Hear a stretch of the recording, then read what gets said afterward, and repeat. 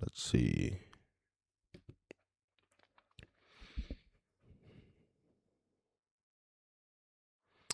I think we're live on YouTube. Good to go. I think we're live on Facebook, Twitch, and YouTube again. We do 2 lives on YouTube so we can capture social media style clips, right? Cool beans. We're live on the stream Saturday morning, 7 a.m., 10:18. Here's what we like to do on this stream. We like to come. The weekend streams always have a few less people, so we'll see if we can get it going. I think people don't wake up at 7 a.m. to walk their dogs on the weekend, so it's hard to tune into the stream. I don't know how many people are waking up at 7 a.m. who aren't going to work on a Saturday, but we're here. I know there are people across the country and across the world that are up right now, and if there are people who are awake, there are people who want to talk about community, so we are going to talk about it. See if anybody can find us. But we come on the show for a few reasons. We have the Austin Dog Parents Social Club here in Austin. We're building a community of dog parents. And we have events for that once a month. We have an event coming up this Wednesday that some people are coming to. So we'll see if that turns out well. At each event, we give away $100. So if you join our Facebook group, yada, yada, you'll get $100. Come out to the event. We'd love to see you there. But on the stream, our version of community to bolster the Austin Dog Parents Social Club and just help people who are trying to experience any type of community are to answer your community questions and answer your communication questions. That's what we like to do. That's what we're trying to do. So call into the show, 512-591-6138. Just talk to us about community or communication. We also like to we want people to feel more connected through community and less stress through laughter or having their chores taken care of. We have a poop scooping business and a discount club where we help people save money and not have to worry about a chore around the house. That's how we help you feel less stressed. But on the stream, we do that through a dog poop horror story, favorite dog story, where you can come on, you can laugh, you can experience, good channel, our good laugh at 7 a.m. in the morning. We have one person on Facebook. Say hey.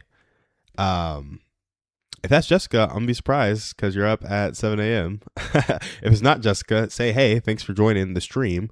We're going to jump into a communication segment. So when we're not day trading, that happens during the week for like the first 10 or 15 minutes of the stream. We jump right into communication segments, community segments, or we're waiting for call-ins. And I have my phone right here. So if you're checking out the stream and you want to call in, feel free. I just turned it off. Do not disturb. I don't know if you guys were on the other streams, but I shaved and I'm feeling like a new man. For the longest time, I couldn't grow a beard, but now it's starting to connect. And when it connects, I kind of feel sloppy. So there we go. But yeah, that being said, we're going to go ahead. We got one person on Twitch. Say hey if you're on Twitch. Let me know that you're there. Let me know what's up. What's cooking?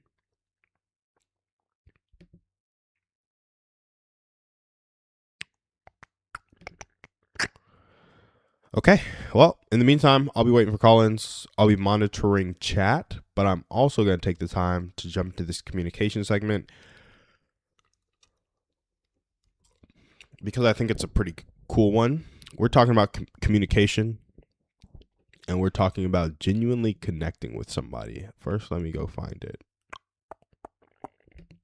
Yeah, becoming genuinely interested in others, genuinely connecting with somebody, and you can do that by asking open-ended questions, and a way you can apply that to your life. Most people may think about this, but I hate small talk. It bugs me a lot. Not the biggest fan. I could go without it pretty much forever. But not a lot of people know how to navigate out of small talk. So something that might be coming up for you is, how do I get people to actually talk about themselves, to talk deeply? And how can I do it quickly, especially upon first meeting them or within the first couple of meetings? Maybe I've seen them twice, 3 times, 4 times, and I'm finally like, okay, we've talked about the weather. We've talked about all the little pleasantries of life. How can I get to know the person? Maybe that's you asking that question when you're trying to build community.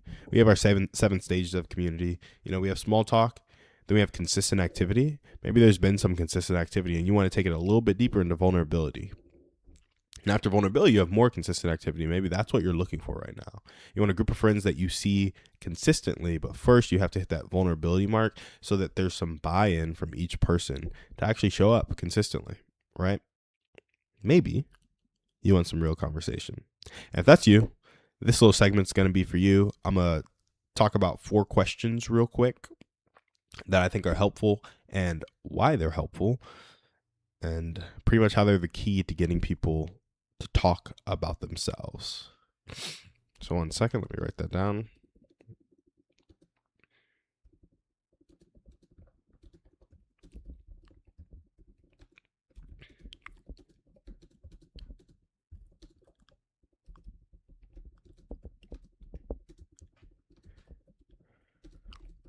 Here we go.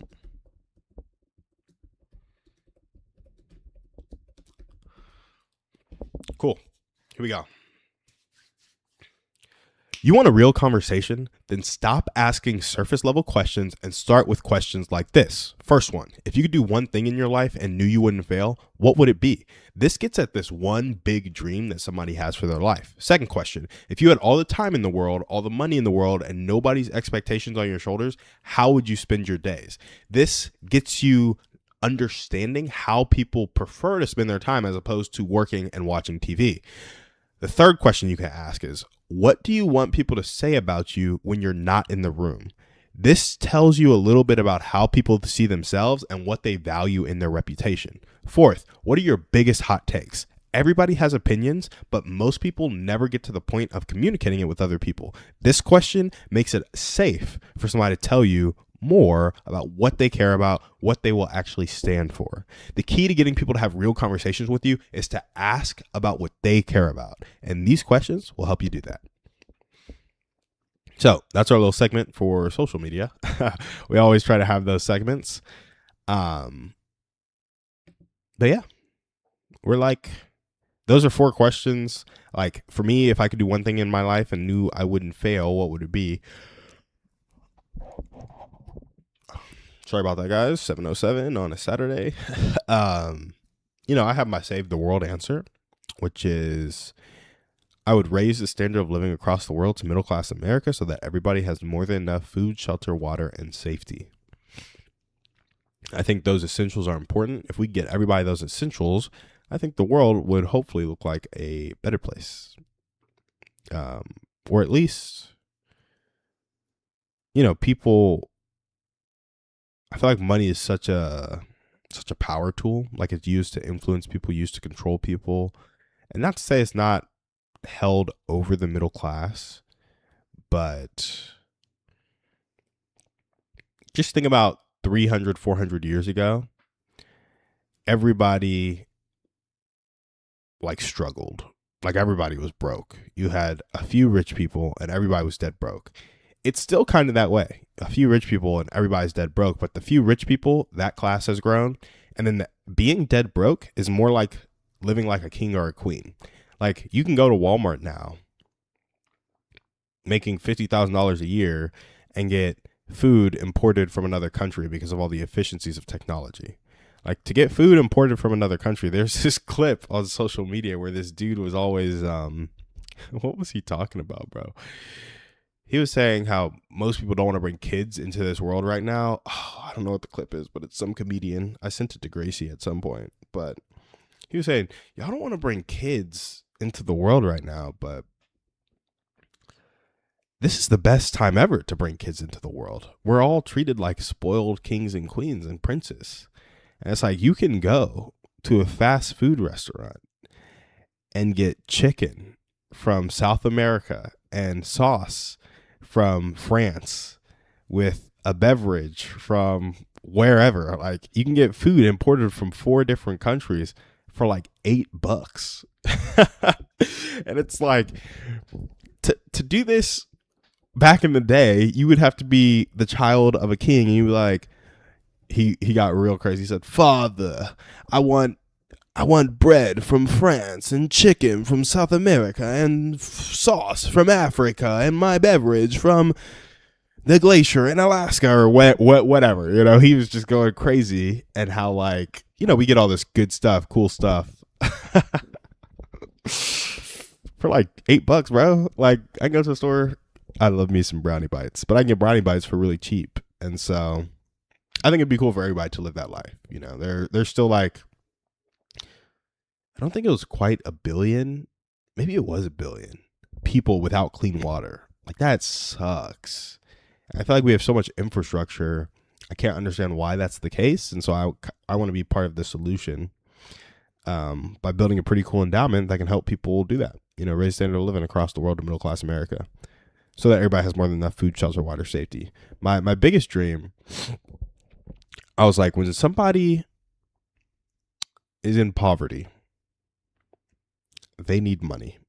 They don't need money, you know. There's a lot of things they need, but money takes them out of poverty. Like, money gives them shelter, money gives them food, money gives them water.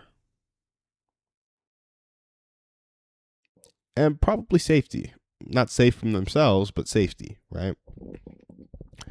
I think the other thing you need when you're impoverished is community and purpose and relationship. Like, a lot of that's probably broken because you're not functioning how you could be in society. But sometimes we need help. I think help dries up after you're 18. I was trying to write this book called The 18-Year Commitment. And I was like, if we all committed to one person that's not our child for 18 years, to help them for 18 years as if they were our child, like if we loved everybody with that level of love and we all picked one person to do that with, the world would be a much better place. A much better place. I just think that's important because so few people seek to love one another like that. So that's if I could do one thing in my life and knew I wouldn't fail, that's what it would be. You know, I know it's like really dreamlike, very out there, very idealistic, if you will. But that's me.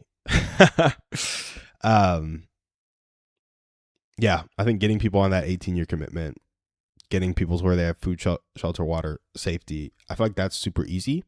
And I was always like, if we could give people with poverty money, we could solve some of their problems. And then we could create space to solve the rest, right? But then it's like, well, people who are impoverished probably don't have good money sense. And there probably needs to be some like sweat equity. So I haven't fully built this out, but my basic solution was like, why don't we take people who have money sense, have them use the money on behalf of the people in poverty, which I know sounds very wrong. Like, those people should have responsibility. Those people should do this. Those people should do that. But basically, I'm saying if we had an endowment and we use that to give people shelter, food, and water while we help them get the resources to get back up on their feet, that would be helpful. So we build the endowment. We use that money to help them jumpstart their life, whether it takes 12 months, 18 months. Obviously, they have to be putting in effort so we know they're committed.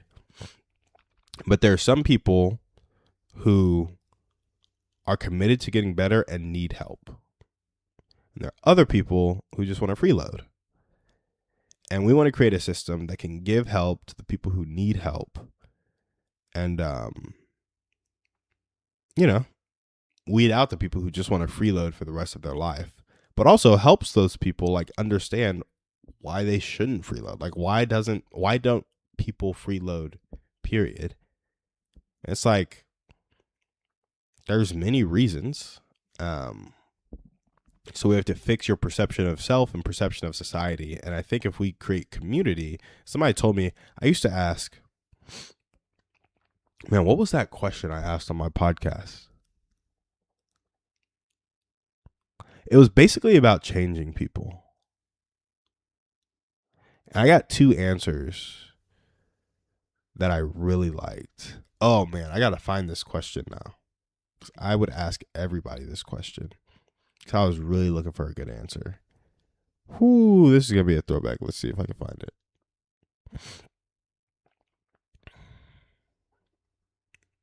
Man. I literally might have deleted it.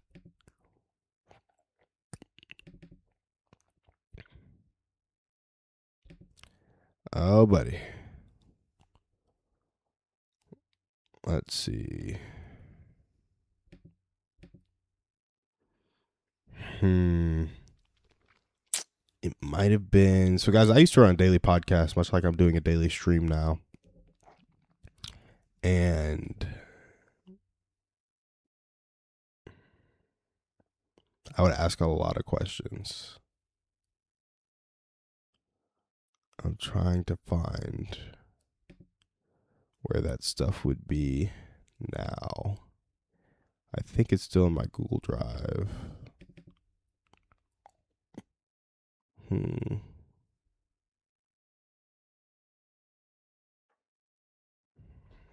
Let's see.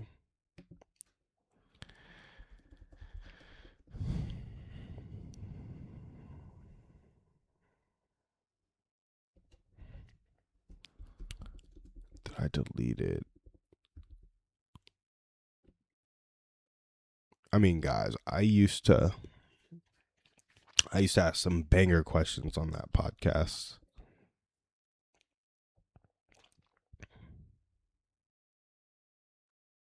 Oof, I have to find it. Give me a second.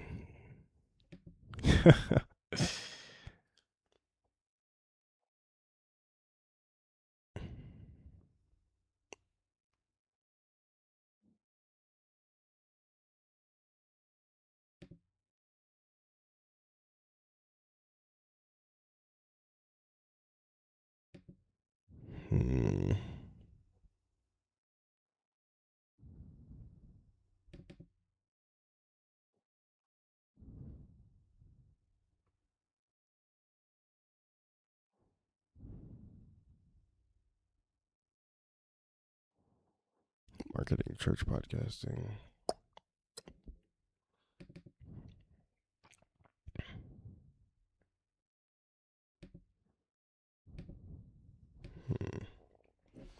Well, it's called the Living the Dream podcast. Now it's the new 1% podcast. You can go look it up. But I used to ask questions about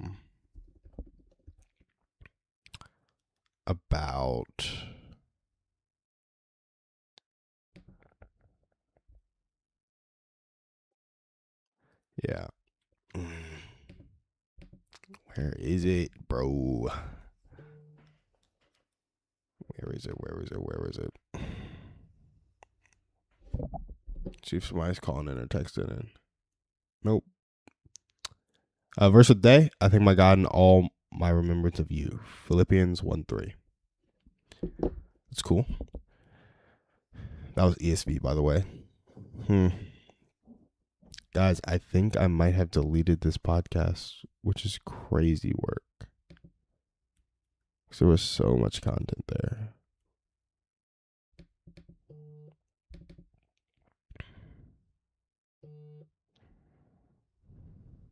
Basically, I used to set it up.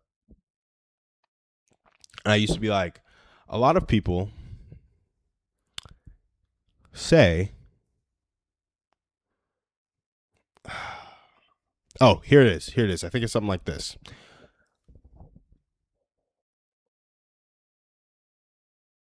A lot of people have said that people won't change until they get to rock bottom. I've also heard people say you can lead a horse to water, but you can't make it drink.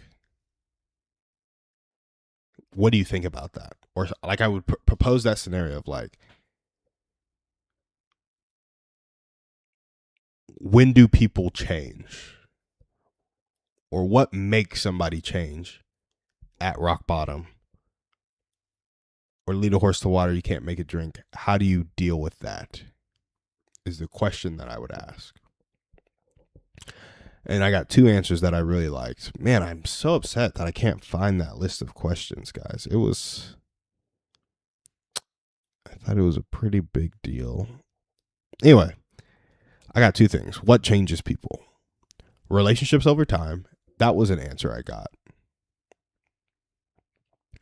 And then I basically got the answer of like, you can lead a horse to water, but you can't make it drink.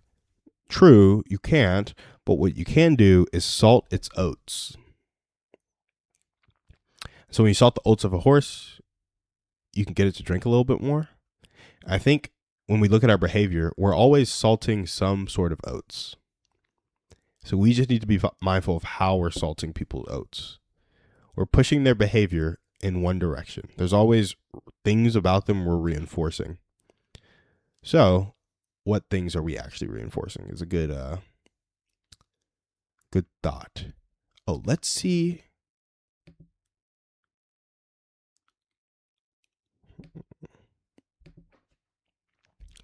See if I can run Living the Dream podcast.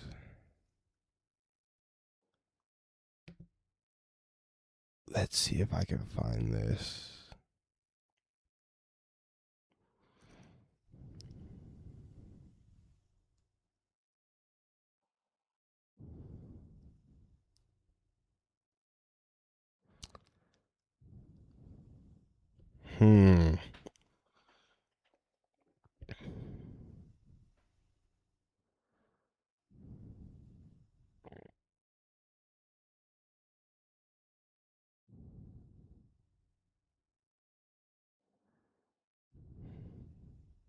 Okay.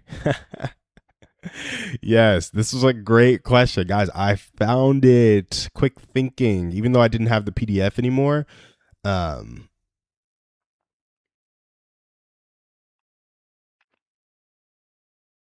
this question evolved over time because I wanted to get at the right answer. I used to be like, what makes people change? Yada, yada, yada. But then I got to this question. I want to frame this next question.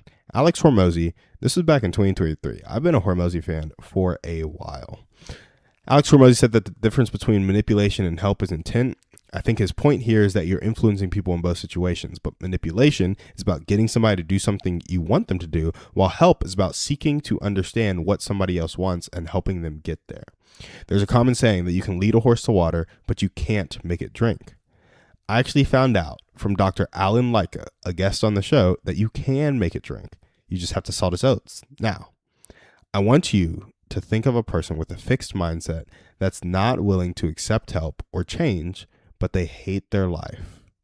How can we create an environment to salt their oats and help them change their life?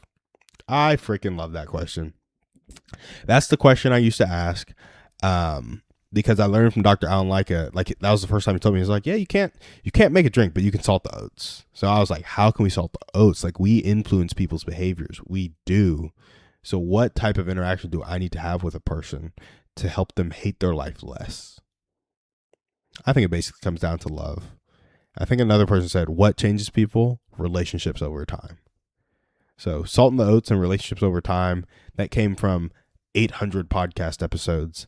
And, it finally got me there. So that was super cool. Anyway, that's my long-winded story on kind of what I think about. Hey, we got 2 people on Twitch. Say hey in the chat. Let me know you're here. Let me know you're listening.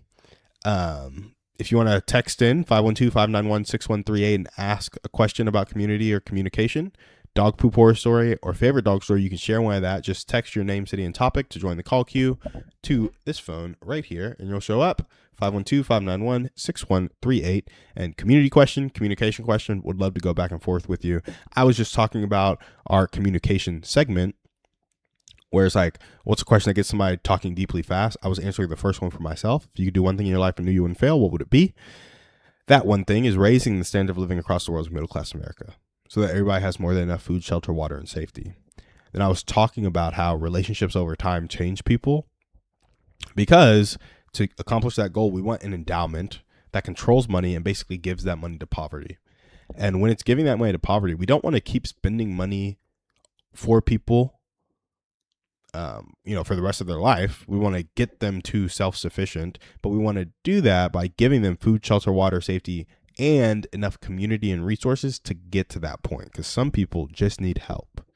And maybe they need 2 years. Maybe they need 3 years. Maybe they need 4 months, but they just need help. And too few people are focused on giving it. So that's why I was going on that rant. I had a podcast question I really wanted to find from when I was podcasting way back in the day.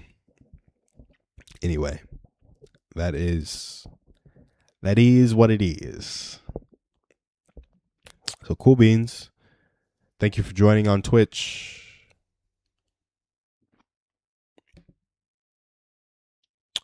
And we're going to keep it rolling. The other thing I would do, if I can do one thing in my life and knew I wouldn't fail, I would also, I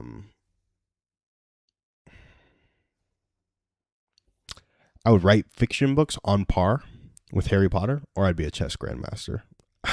Because I think playing chess is cool. But it's so frustrating because even when you're a chess grandmaster, you're pretty much just a beginning. Because there's like chess grandmasters, and there's like super chess grandmasters. Dudes who've been playing 30, 40 years and are like 30 or 40. Like they've literally been playing since they were 3. Magnus Carlsen and Hikaru. And even if I was a chess grandmaster, like right now I get mad when I blunder on chess. I think I'm sitting around 1300 on my 1 minute bullet chess right now. And I get pissed when I blunder. And then I like lose 5 or 6 games in a row, yada, yada. And I'm like, I just want to know why I lost. So I think if I'm a grandmaster, I'd understand that. But Hikaru and Magnus understand the game so much better than the normal grandmaster. And grandmasters aren't normal. But when you take all of the grandmasters and you pick a normal grandmaster, then you have a Hikaru or Magnus, it's like worlds apart still. Like the difference between LeBron James in the NBA and a person on the bench in the NBA is like, there's so much difference. Or Kevin Durant or Anthony Edwards. Like there's so much difference. Same thing with Hikaru and some of the other grandmasters, or Magnus and some of the other grandmasters, or Magnus and Hikaru. Like, bro, there's just so many levels to it. So I say I would want to be a grandmaster, but man, that game pisses me off. Like I hate a blunder, bro. It ticks me off. But it would still be fun to understand why I lost. And with the exception of playing Magnus or Hikaru or one of the other top 10, top 20, Nepo. What's that other dude's name? I'm forgetting. But there's a few. There's like top 10 or 20 players that just keep playing each other for the top spots. And it's like nobody else can even kind of compete. So with the exception of playing those 20 people, I would understand why I lost or won. But those 20 people can still just dance circles around you and you're just caught, basically. Which is it's so cool. So thinking about understanding the game that much. But that's another thing I would do if I knew I wouldn't fail. Chess grandmaster, fiction books on par with Harry Potter, race and living across the world to middle class America, so that everybody has more than enough food, shelter, water, safety. If I had all the time in the world, money in the world, nobody's expectations on my shoulders, how would I spend my days? Playing sports. Yeah, playing sports, living in community, going the extra mile for people. Like I like to do sports because it's fun, it's engaging, and then I like to do stuff for people that they don't expect anybody to do, because I feel like that's where you get the most ROI on your effort, basically, for both people. Like I get really fulfilled, but you get really surprised and thankful. Like I don't want to show up for people when they're like, this is my sort of example. And this is going to sound crazy, but it's because I'm having a bunch of friends popping out babies. When somebody pops out a kid, a lot of times you bring them a meal, which is super helpful. You know, you bring them dinner. I would rather take the night shift with their kid, which you couldn't really do, but it's like that level of kind of absurdity. Bro, freaking Moskowitz in the, bro, trying to get me. Anyway. Like that, like it's unreasonable to expect somebody to come, like, rock your baby back to bed at 2 a.m. It's probably not safe. Like, you probably shouldn't do it. But how meaningful would it be if you didn't have to get up out of bed, you knew your baby was safe, and like you didn't, like, wake up to them crying as a new parent who needs sleep. That'd be super helpful. Like super helpful. Only a miracle could do that. Well, I like to show up in moments like that. Not like that specifically. Like not that specific moment. But moments like that. Where you do the unreasonable for somebody so that it impacts them in a way they would have never expected. That's just me. So I spend my time doing that. Shorts and that. All right, not shorts. I literally just looked at my calendar and said plan stream segments, and that's to create shorts. But I'd play sports and show up for people in unreasonable ways. That's how I'd spend my days. Obviously, I'm playing sports with my loved ones. I'm eating meals with my loved ones. I'm chilling with my loved ones. Like all that's happening with my loved ones because I'm a big compound guy eventually, Not compound. More like neighborhood, but I want everybody living in the same neighborhood. Like I can walk to all my friends and family's homes. Like it's pretty chill. Basically like bringing back college, but for real life instead of fake life where you pay $70,000 a year for an education that doesn't help you do anything. I'm sorry. That it's me not using my education well to do anything. Maybe that's what it is, right? Okay. What we got?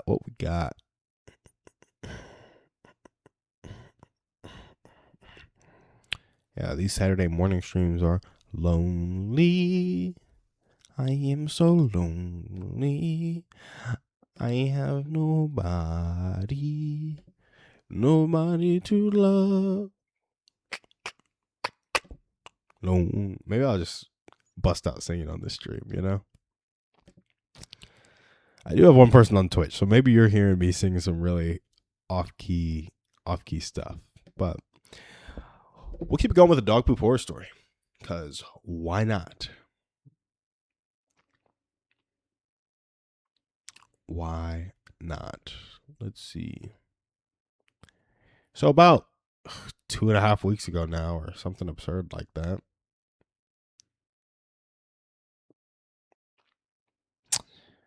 I said, what's your favorite dog poop story or any hilarious dog story? Yeah, this was 2 weeks ago on Reddit. And we had a few come in. Let's see. Okay. Cure Dog 0828. We had just adopted an adult English Mastiff whose owner could no longer house and care for her. I was walking her on a path through the greenbelt. Across the street from our home, she sniffed around a bit and then did her business. Okay. So just adopted English Mastiff because the owner couldn't care for her. Walking around the path, sniffed around, did her business. After peeing, she sniffed a moment more before pooping. She was at the end of a 6-foot leash at the time. After she was done, she took a step forward and did what many dogs do. She kicked back twice.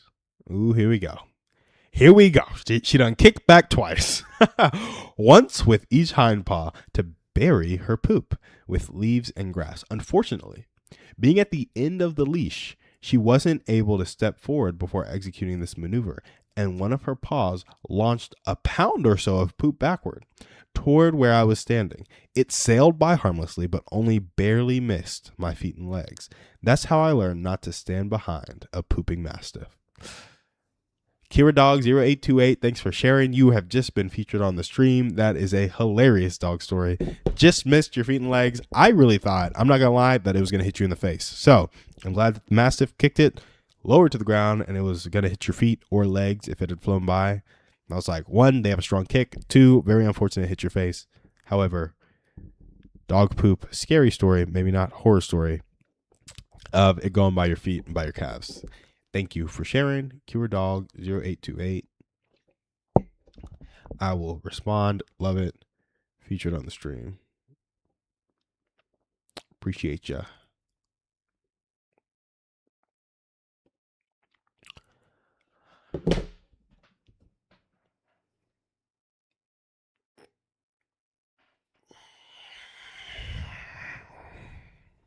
All right. Let's see what we got.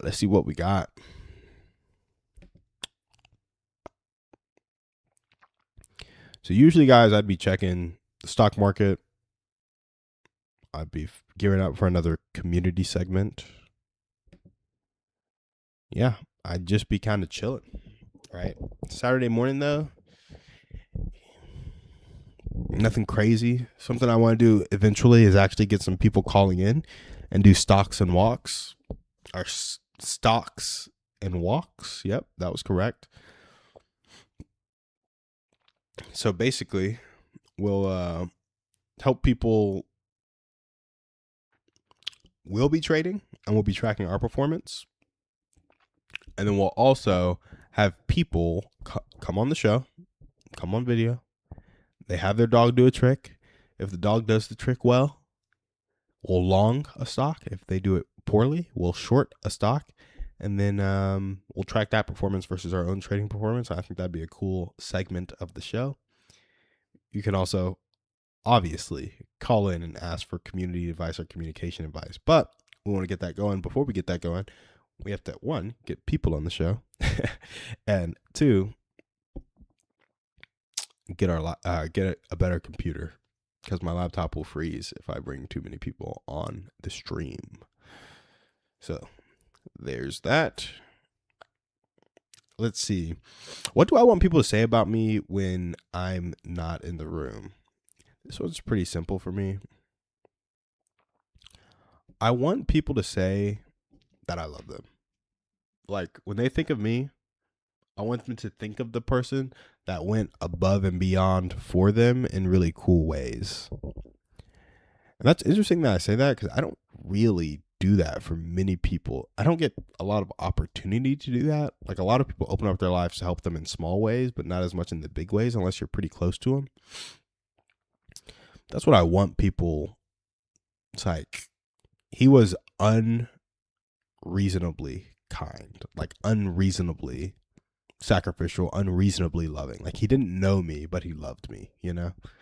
Mostly because I'm trying to look at people like God looks at people. And God did some pretty unreasonable stuff for us. I don't know if you guys know, but died on the cross for our sins while we were still sinners, like, so that we didn't have to experience death, but could experience life through him. Yep. That hits. So I want to show people that kind of love. I think most people want to show people that kind of love. I get that some people feel a certain way about Christianity. That's fine, you know, do you. But not many people are like, I hate love. No. Everybody kind of likes it. So that's what I'm trying to spread. So guys, funny story. I sit down to pee in the middle of the night when it's dark, because when I wake up, I'm trying not to wake up my wife, you know. I typically am drinking water at like 9:30 or 10, so I always have to wake up to pee in the middle of the night. When I wake up, try not to wake up my wife, so I walk quietly to the bathroom. I sit down to pee so I don't spray everywhere without turning the light on, because obviously the bathroom is right in our bedroom, and the light on would wake her up. So I walk quietly, sit down, and pee. Well, the other night, not like 4 hours ago, but like 28 hours ago, I was so discombobulated from waking up like mid-sleep, and I was very tired, and it was darker than usual, I would say. I walked to the bathroom, got there fine, didn't turn on the light, was pretty quiet, but was a little further from the toilet than usual, and I went to go sit down to use the bathroom, and I hit my face on a dresser, and that really hurt. And so anytime I like rub my nose now, I'm like feeling that, and so my nose kind of itches, but I can't rub it because it's painful. And so there's that. there's my embarrassing life story for the day. A little absurd, I know, but it happened. It's the truth, and I'm sure I'm not the only person who's done it in the world. So there you go. A little bit about me. Let's see what else we got. So we got what I want people to say about me when I'm not in the room. Biggest hot takes.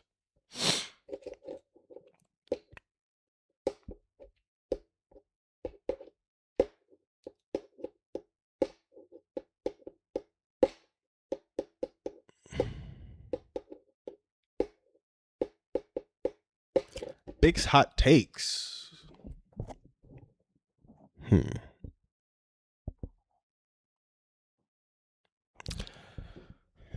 right off the jump, this is gonna be a pretty wild one. But you know that Bible verse about um loving money?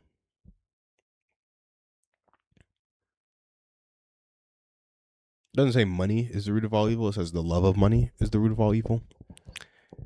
And that's important because it also says in Ecclesiastes that money solves all problems. So if you have problems, money's the solution, most likely. Um, but if you love money, that can be the root of many evil things, right? Well, here's my hot take. I think people who, there's a prayer at the end of Proverbs. It's like, don't make me so poor that I like do criminal behavior to like get money, basically. But don't make me so rich that I forget that I need you. So it's like, give me just enough money to kind of keep you front of my life.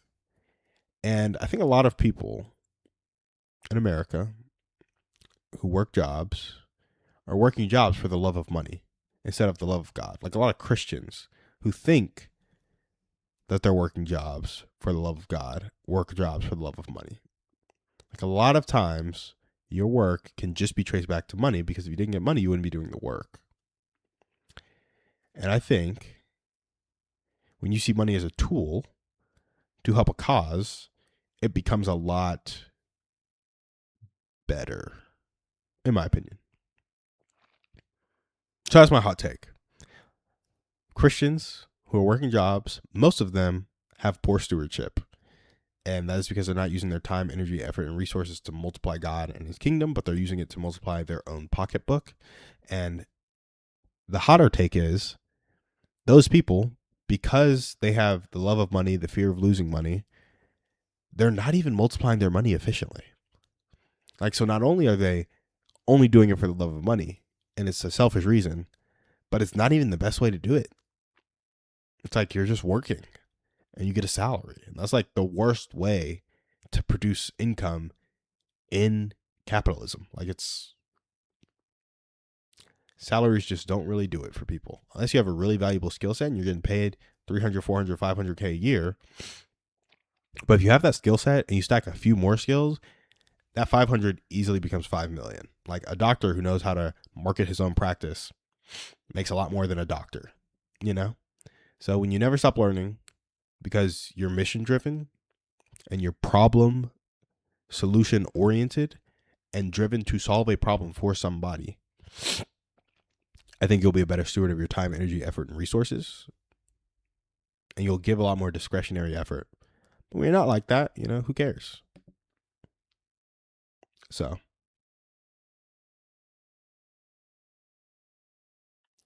there's that. That's one hot take. Let's see if I have another hot take.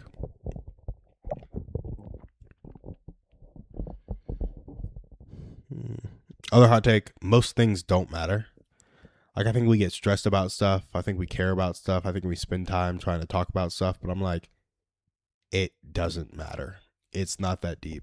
Like, we should just let most things go so that we can focus on the most important things. That's another hot take. I don't have any specific things that I want to call out. Other hot take, I think college needs to go away. Like, I think we should go straight from high school into medical school. Or like straight from high school into law school. Like it should not be from 22 to 26. It should be from 18 to 22. You should come out a doctor, come out a lawyer, and get more working time, more working experience. Because you don't learn anything super valuable in college. I guess you might learn how to study. You might learn how to manage. It just feels worthless for like 95% of people that go. You're just having a good time, learning how to be an adult in a very slow way where you're protected from feedback. And feedback is how you improve. So then you have a bunch of college students who think they're going to keep getting that level of feedback when they graduate, and they can't like take care of themselves, you know? Or they can't find jobs because they're underskilled. So I'd rather, I don't know, man. I don't know. I'd rather life kind of look like,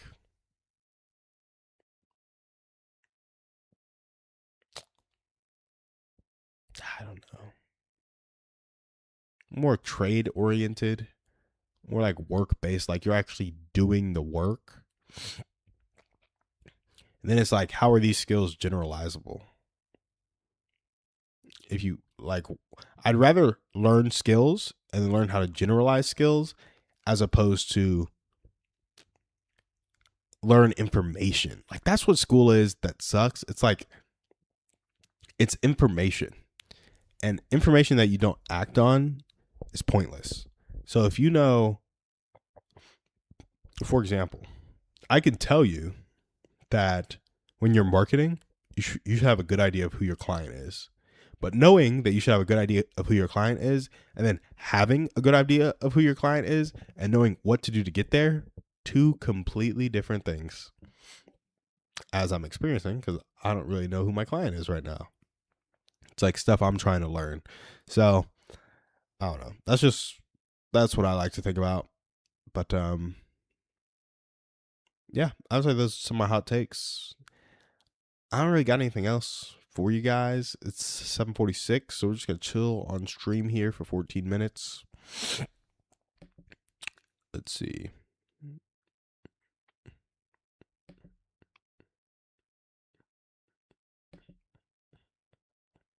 Do I want to do another community segment real quick?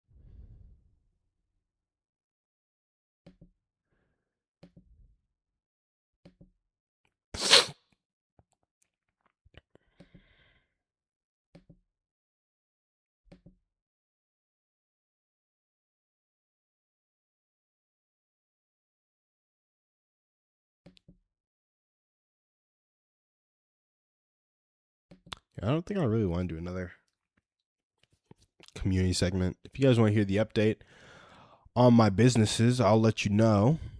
I'm really trying to figure out the top of the funnel right now. I basically want to know how I can spend $15 and make 30, or spend 100 and make 300. And so currently, I'm running ads to an event that we're having next Wednesday at Blue Owl Brewing. And at this event, I'll be giving away $100. So it's exciting. And for people to qualify for the $100, they have to join our Facebook group, RSVP going to the event, and then actually show up. That's it. Then their name gets drawn, and we'll see who gets the $100. Pretty cool event. Initially, I was running ads. I was getting people at $1.40 to say they're interested in the event or to say they're going to the event, like just to respond to the event. $1.40. I have somewhere around 150 responses right now of people who said they're interested and 10 who say they're going. Of course, I think 10% of those interested people will actually show up. So maybe I have 22, 23, 24 people who actually show up as of right now.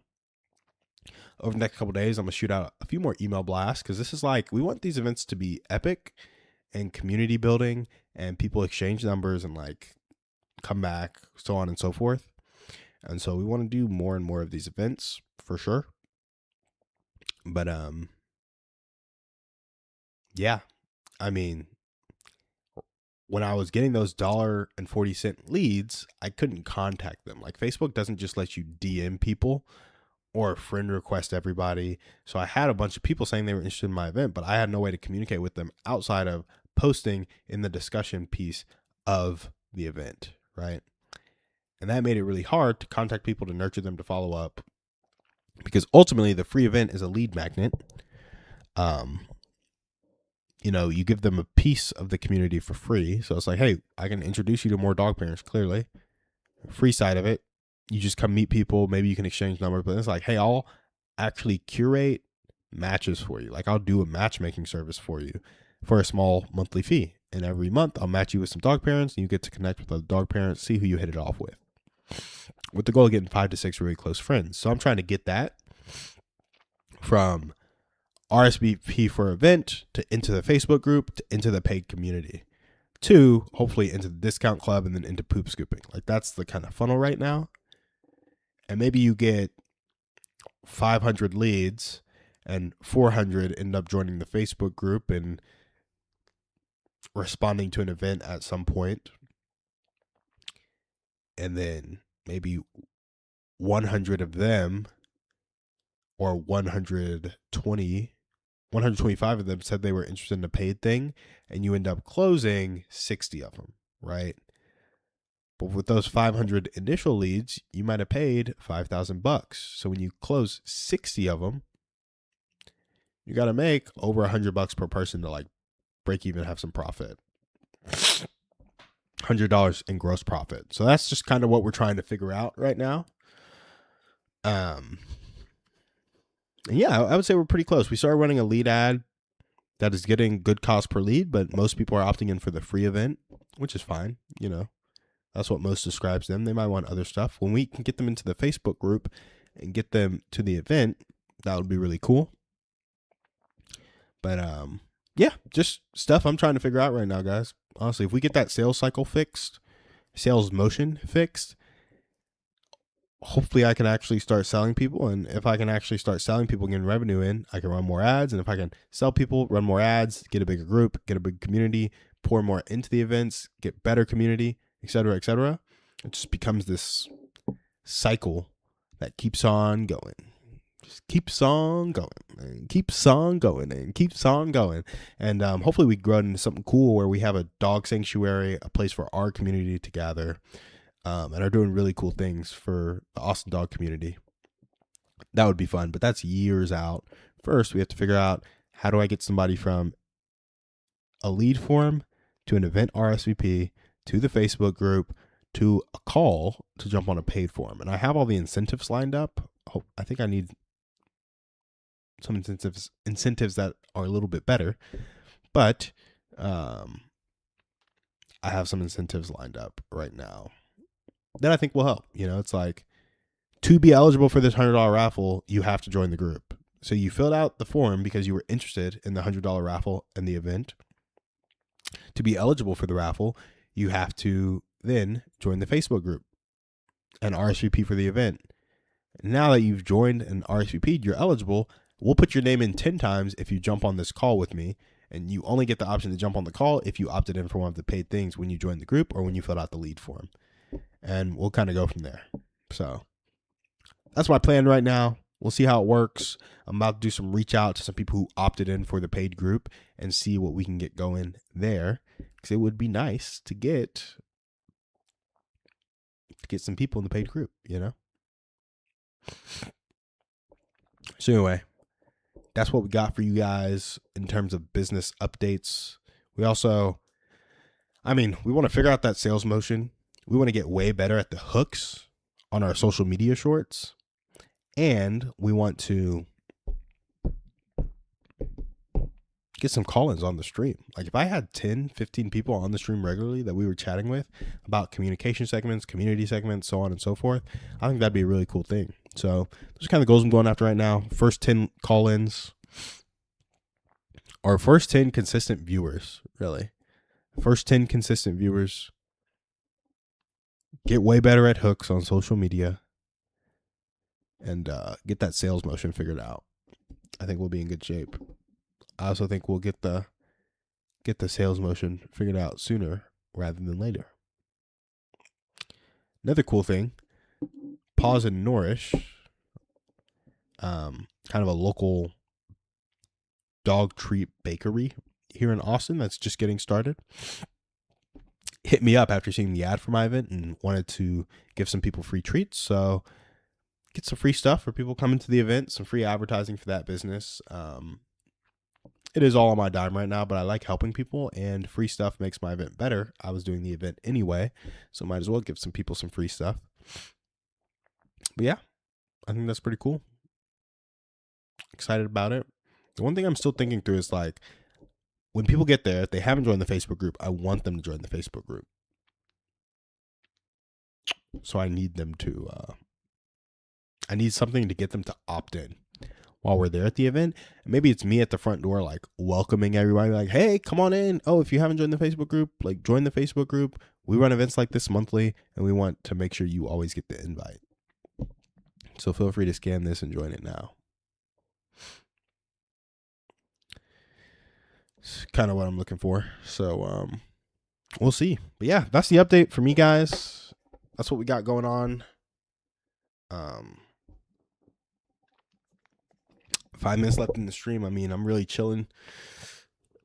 Might play some chess or Clash Royale. After this, we have an event later today. Flu shot and breakfast tacos. So let's get to chat with people, get to hang with people. You know what I'm really looking to develop? My set of questions. Like these 4 or 5 questions that I asked and answered earlier today. I want everybody to be just asking the people those questions all the time. Like, maybe my question segment will be screw small talk. And it'll be like questions to have rich conversations with people. And what to do next. Oh my gosh, that's genius. Because like you can only talk so much. Oh my, y'all got me on a rant 4 minutes before I go. You can only talk so much. So the group of questions will be screw small talk. And then it'll be like 200 questions that are deep and very rich and lead to good conversation, lead to you knowing something about the person, comma, and what to do next.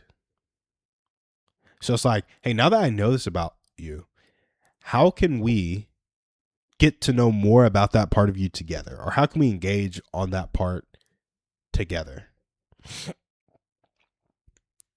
Oh my gosh. This is genius. All right, here we go. We got the stream, right? This is so cool. This is so cool. So we have the stream. We have people who want community. Oh my gosh, guys, listen to this. This is why you can't get somebody who likes entrepreneurship talking too much. I create a card set.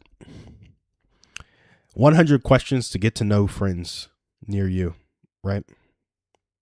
This card set has 100 questions that are deep, engaging. It's called Screw Small Talk, something like that. Each one has a question, and then it has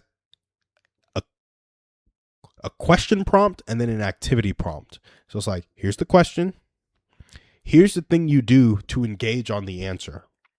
And if you have any questions, call into the stream every morning, 7 to 8 a.m., and we will help you figure out how to engage on the answer. So write down your answer, share it with the stream, call in, tell us how your friendship or relationship got better because of it, or your community got better because of it.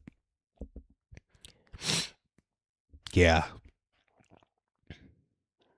Yeah, I like that. Screw small talk. Because that leads to people coming to the stream, leads to a more engaged community.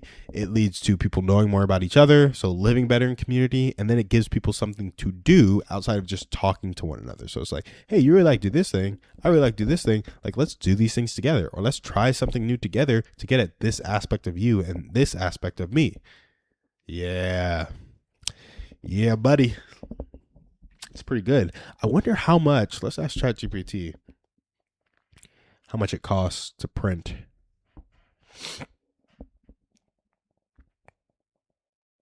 How much does it cost to print a deck of question cards? We could do, let's just do 100. 100 questions and activity prompts.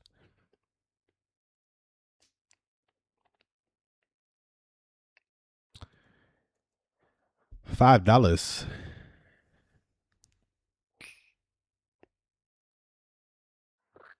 $2.99 each, but you got to buy 500. $5 when ordering 200.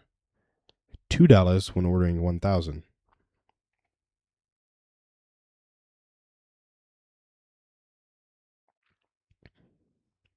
Yeah, that's really cool. I could that's super cool actually. I could buy a deck for $2 and send it. Hey, somebody's on Facebook. What up? What's up? What's up? We're just about to turn off the stream, but I just had a great idea about printing decks of question cards that say screw small talk because I hate small talk. And then we have a deep question that provokes meaningful conversation, an activity prompt to get to know each other better based on the answer of that question. Because we can't just talk about it, we got to be about it. So screw small talk. We can't just talk about it, we got to be about it. So we're not going to do small talk because we're going to do meaningful conversation. We're not just going to talk about it because after the meaningful conversation prompt, there's going to be an action prompt. And then after the action prompt, if people have questions with that, they can call into the show. That's it for the stream, guys. We're going to end on that idea. I could buy that for $3 a pop and literally mail it to churches to give to their small groups. I could mail 5 copies to each church in the Austin area, give to their small group, mail it to 200 churches, and I would probably have a good engaged community to do call-ins for the show.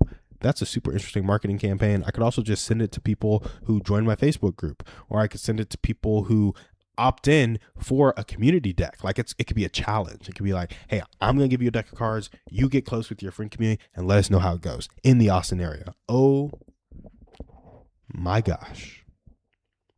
I like that. I'm going to have to think more on this, but I'm going to write it down. Probably not going to execute it for a while because I'm focused on doing other stuff. But thanks for coming on the stream, guys. We'll see you tomorrow.